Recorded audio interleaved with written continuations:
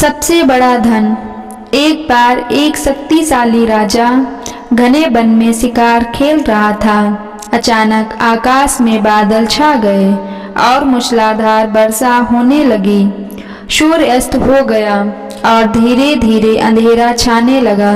अंधेरे में राजा अपने महल का रास्ता भूल गया और सिपाहियों से अलग हो गया। भूख प्यास और थकावट से व्याकुल राजा जंगल के किनारे एक टिले पर बैठ गया। थोड़ी देर बाद उसने वहां 3 बालकों को देखा। तीनों बालक अच्छे मित्र थे।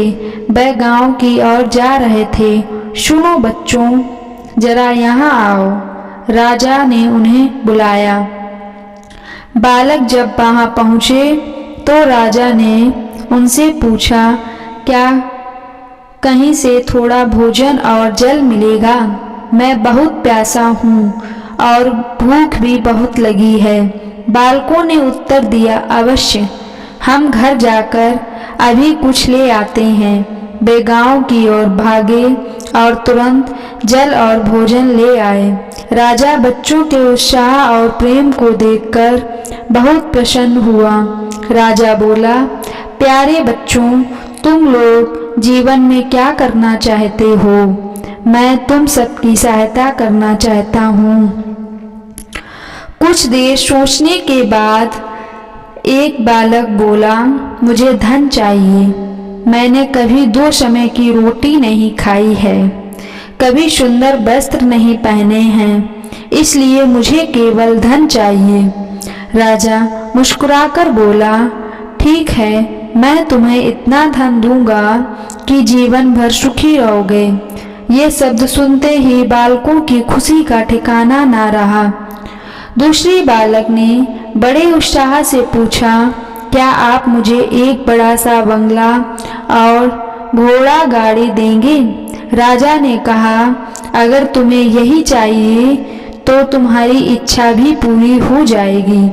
तीसरे बालक ने कहा, मुझे ना धन चाहिए ना ही बंगला गाड़ी, मुझे तो आप ऐसा आशीर्वाद दीजिए जिससे मैं पढ़ लिख कर विद्वान बन सकूं और शिक्षा समाप्त होने पर मैं अपने देश की सेवा कर सकूं। तीसरे बालक की इच्छा सुनकर राजा बहुत प्रभावित हुआ। उसने उसके लिए उत्तम शिक्षा का प्रबंध किया। वह परिश्रमी बालक था, इसलिए दिन रात एक करके उसने पढ़ाई की और बहुत बड़ा विद्वान बन गया। और समय आने पर राजा ने उसे अपने राज्य मंत्री में पद पर नियुक्त कर लिया। एक दिन अचानक राजा को वर्षों पहले घटी उस घटना की याद आई। उन्होंने मंत्री से कहा, वर्षों पहले तुम्हारे साथ जो 2 और बालक थे, अब उनका क्या हालचाल है?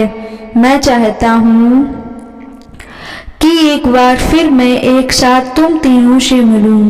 अतः कल अपने उन दोनों मित्रों को भोजन पर आमंत्रित कर लो। मंत्री ने दोनों को संदेश भिजवा दिया और अगले दिन सभी एक साथ राजा के सामने उपस्थित हो गए। आज तुम तीनों को एक बार फिर साथ देखकर मैं बहुत प्रसन्न हूँ।